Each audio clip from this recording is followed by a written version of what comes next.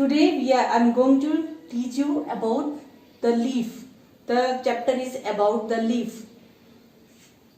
As all flowering plants, you have seen there are two parts in a flowering plant.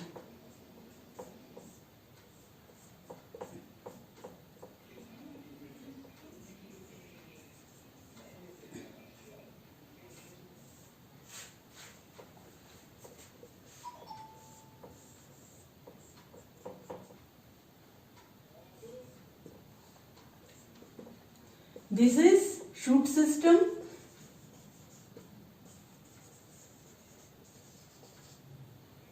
and the part below the soil is root system. There are two parts of a plant. चाहे plant कितना ही बड़ा हो छोटा हो, उसके दो parts होते हैं, एक शूट सिस्टम और एक रूट सिस्टम. तो इसमें एक एक करके दोनों सिस्टम एक्सप्लेन किए जाएंगे. First of all we will take the root system. Root system कौन सा है? It is the underground part of a plant, जो कि सॉइल के अंदर होता है, which exist under the soil. This is called root system. इसके दो कैरेक्टरिस्टिक्स होते हैं. It grows downward into the soil towards the gravitational force, towards the gravity of the earth, and away from the sunlight. sunlight से opposite direction में होता है root system. roots किधर grow करती हैं? opposite from the sunlight. and the second characteristic is the roots किस तरह की कैसी होती हैं? there is always a main primary root. this is called primary root, which is further divided into secondary roots. These are called secondary roots. These secondary roots further having small projections, hair-like growths. These are called root hairs. So these are the two main characteristics of the root system, of a root system. Means in first, what I told you, that they grow opposite to the sunlight towards the gravitational force of the earth, and they grow towards the soil. And secondary, what is their structure? There is a main primary root which is further divided into secondary root, and then it's having small outgrowths on it which are called root hairs. So these are the two main characteristics of root system. See, it's the structure of a complete plant showing root system and shoot system. The shoot system is having flowers, and flowers are main reproductive organs of a plant, which produce seeds which grow further a new plant. And these are leaves. These are factories of food, where the food is produced in plant. Leaves are where production of food take place in leaves. Production of food take place in leaves. And this is shoot, which holds the whole plant. So this complete portion is shoot system, and the portion below the soil, under the soil, having primary root, secondary root hairs, which hold the whole of the plant on it, is called root system.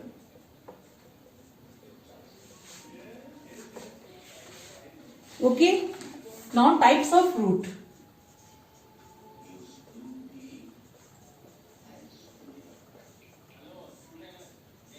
There are two types of roots found in a plant. The first one is taproot system. Taproots. And second one is fibrous root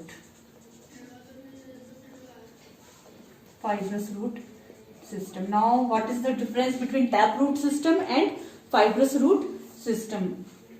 In taproot system there is one primary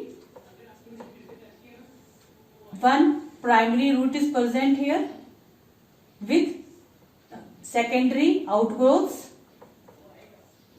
which is further having small hair like structures on it, which are called root hairs.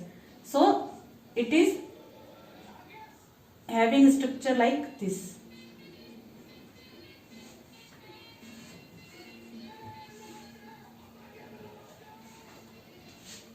There is one thick primary root present in between. Then it is further divided into secondary, and which is further divided into small outgrowths, hair-like outgrowths, which are called root hairs. These root hairs absorb the water and minerals from the soil and take it to the root system. This is taproot system.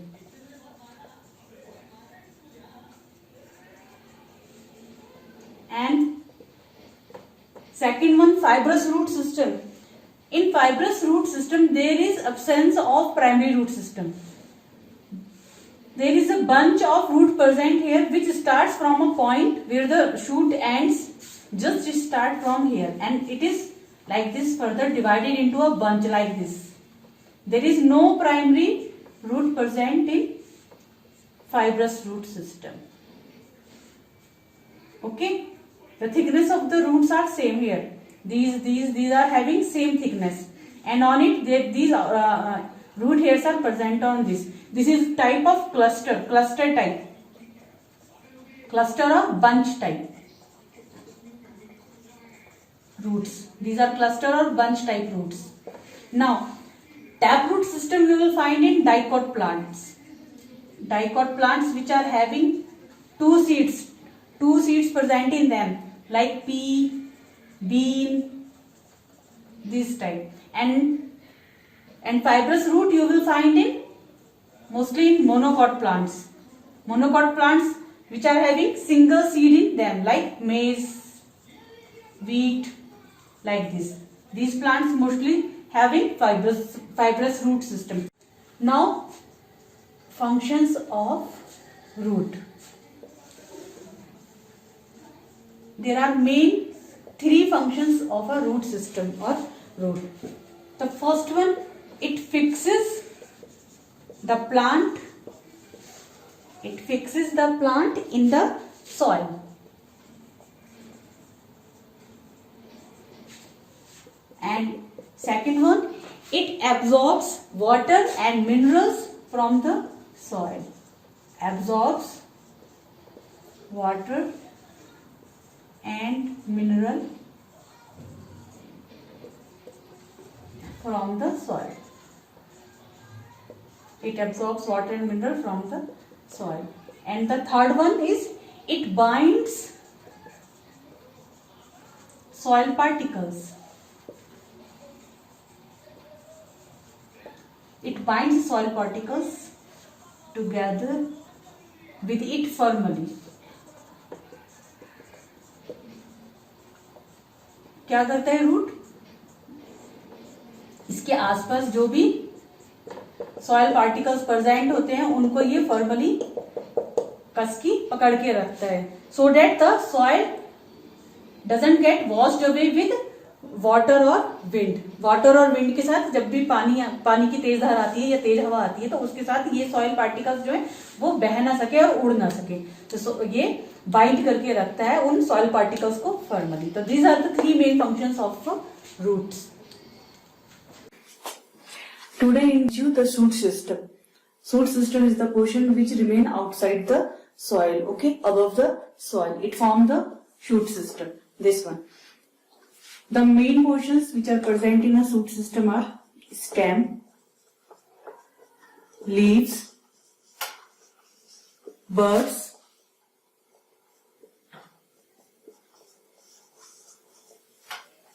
and flower. These are the main parts of a shoot system, which form a shoot system. Let's continue with the stem. As you are seeing, there is a picture of a shoot system, a part of a plant. Here, this portion is called stem, and stem is the main aerial part of a shoot system, and the points present on the stem are called from where the leaves and branches generate. Here, these are called nodes. The portion between two nodes is called internode.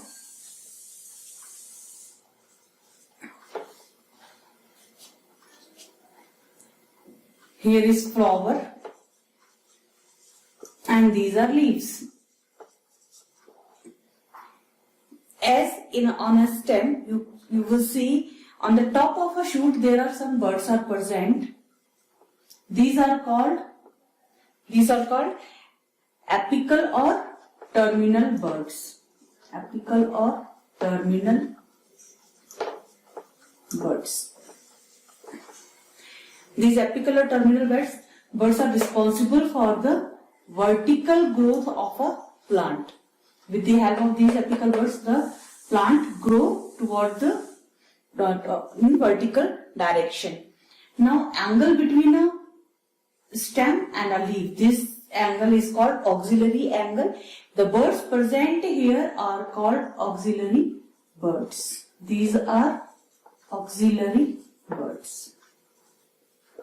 Okay, these are apical buds and these are auxiliary buds.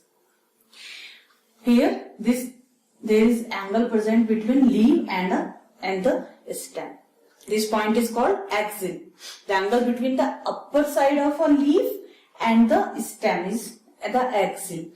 They produce new. This is responsible for the production of new leaves and branches. Now, functions of the stem.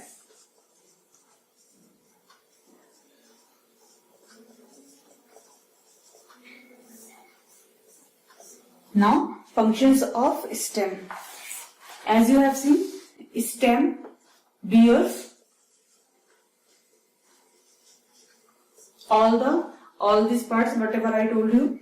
These bears birds, leaves, flowers and fruits on it.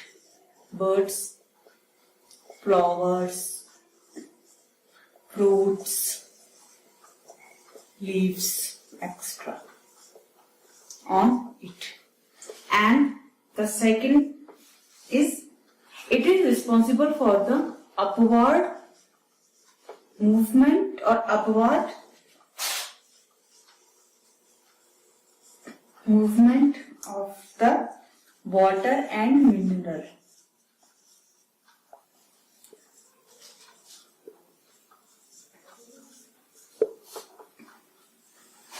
Which is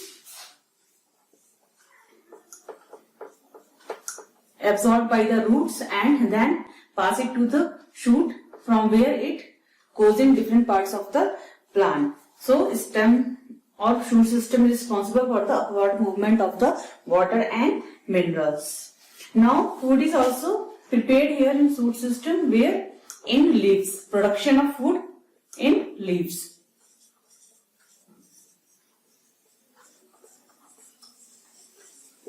Where it takes place in leaves, production of foods take place, and it is conducted downwards through the roots and other non-green parts of the plant. Food which is produced in leaves, it is then conducted downward toward the roots and to the other parts of the plants, like these branches, to the flower, to the birds, all over the plant body it is conducted. Now, stem is also responsible for production of food or manufacturing of food when it is young. A stem, when it is young, that time it bears chlorophyll in it. That's why it is responsible for manufacturing of food that time. So, here you understand the 4 important functions of stem. First one, stem bears birds, flowers, fruits, leaves on it. Secondly, it is responsible for the upward movement of the water and minerals from root to the upward in the upward direction. And third one, production of food take place in the leaves from where it is conducted all over the plant body. Fourth one, when stem is young, then it bears chlorophyll that time, so it is responsible for the manufacturing of food also. Okay, thank you very much.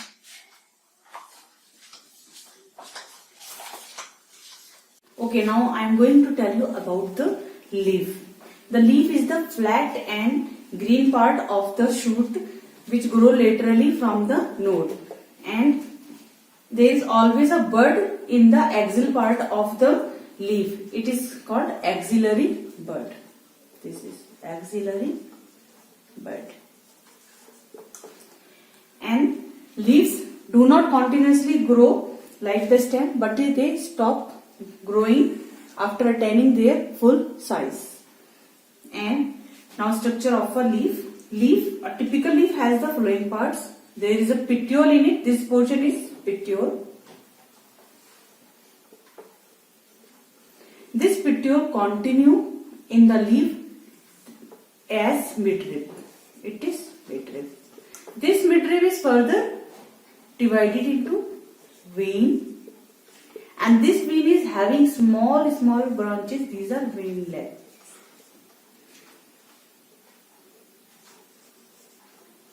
These are veins and veinlet. The whole of the leaf, flat leaf, is called, this is called lamina. In a leaf, the upper portion, this is called leaf apex, and this is the marginal portion of the leaf is called leaf margin. Petiole is the basal part of a leaf, and sometimes there are some leaves which do not have petiole.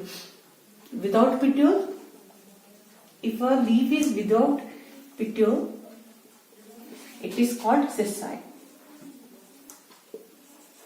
It is called sessile, means without petiole. Okay, sessile leaves. And the basal part of the petiole, with the help of this, the leaf is attached to the stem.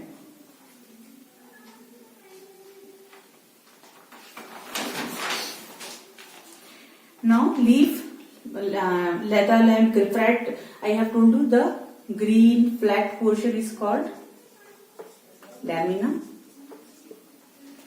and on this, the lamina, it is also called the leaf blade. Lamina is also called the leaf blade. It is also known as leaf blade, and its outer edge is called leaf margin. And about midrib, I have told you petiole is continue in midrib, then it is further divided into veins and veinlets. It is responsible for the conduction of water and food. This vein and veinlets are responsible for the conduction of water and mineral. Conduction of water and mineral. This also help in, it provides a skeleton or supportive framework to the leaf. The first function, this one, and the second one is its form a framework.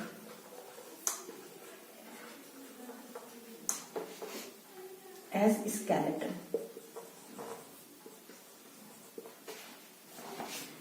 To support the leaf structure. These veins also work as a skeleton for the leaf. Okay. Now after that, now we will continue as the types of leaf. Let's continue it. Let's continue it in the side. Types of leaves. There are two types of leaves. First one is simple leaves, and another one is compound leaves.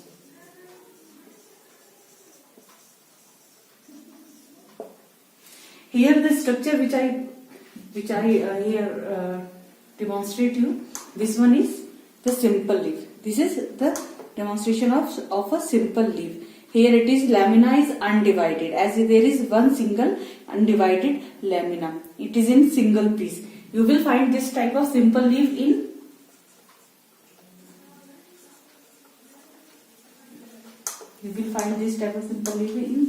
as in mango, peepal, and banyan tree. In these plants you will find these simple leaves. Okay, it is undivided and in single piece.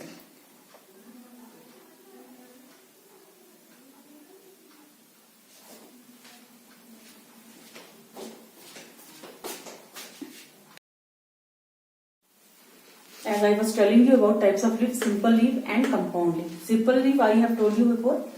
In simple leaf, sometimes marginal incision, this one is marginal incision when it is not reached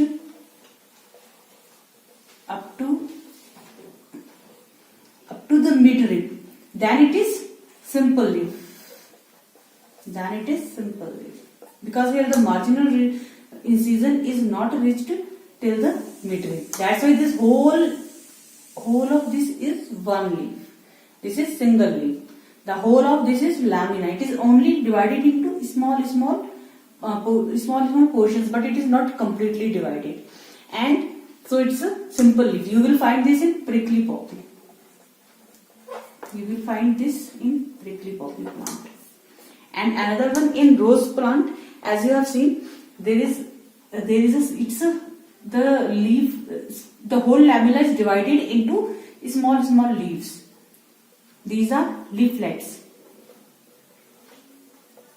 This is divided into, you will see here it is the present, here it is like one single leaf which is divided where the marginal incision is up to the midrib point. So it is divided into small leaves, leaflet types. This is called compound leaf. You will find it in rose. In rose, these type of structures this type of leaves you will find where the leaf blade or lamina is divided into smaller units called leaflets. Okay. Now on the basis of shape,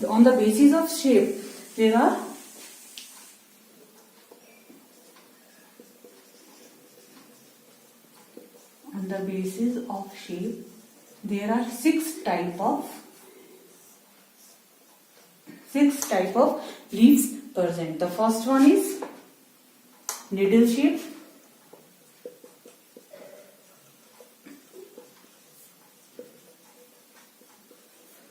This type of you will find in pine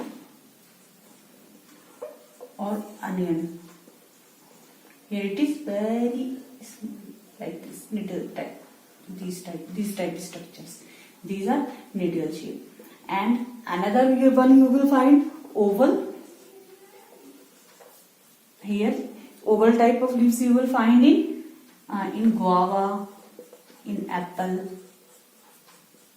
Here the leaves are like these type, oval type. When you will see the guava plant, the leaves you will see in oval shape. Now after oval it is heart shaped.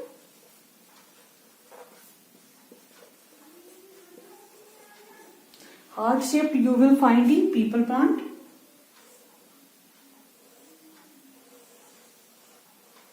Like this it is.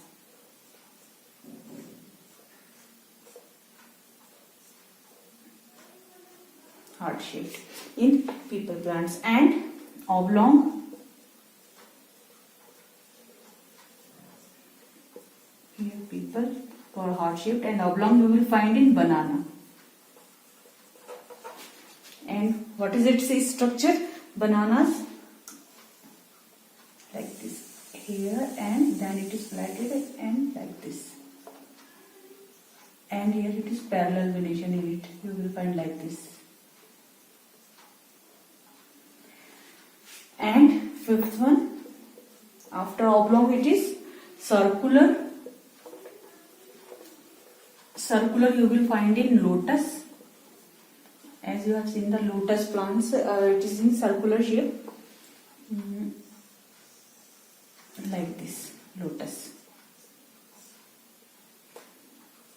and after circular, now it is the last one. This is tapering shape. Tapering shape in which the upper portion is tapered. In eucalyptus you will find like this, eucalyptus plants, and also in ashoka. Here it is like this and tapered type. These are the leaves on the basis of shape. Now on the basis of margin, there are also 4 types of leaves.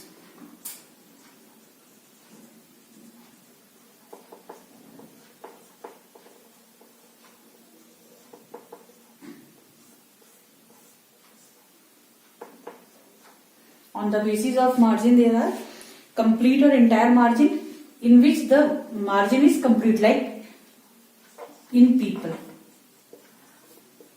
Complete or entire margin. As in people you will find it. The margin is completely, here it starts and here it ends, without any distinction, without any cut. Here it is complete or entire margin.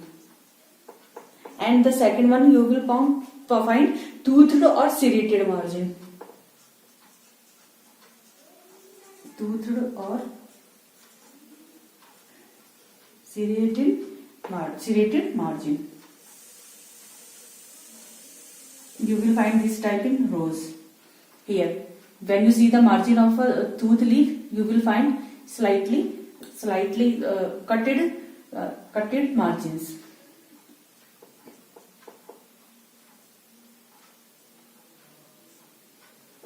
And now after that, wavy margin. You will find this in ashoka plant or also in mango. In ashoka and mango. It is like this, slightly like this. Margin is like this. It is wavy margin. Now after that, fourth one, last one is spinous margin.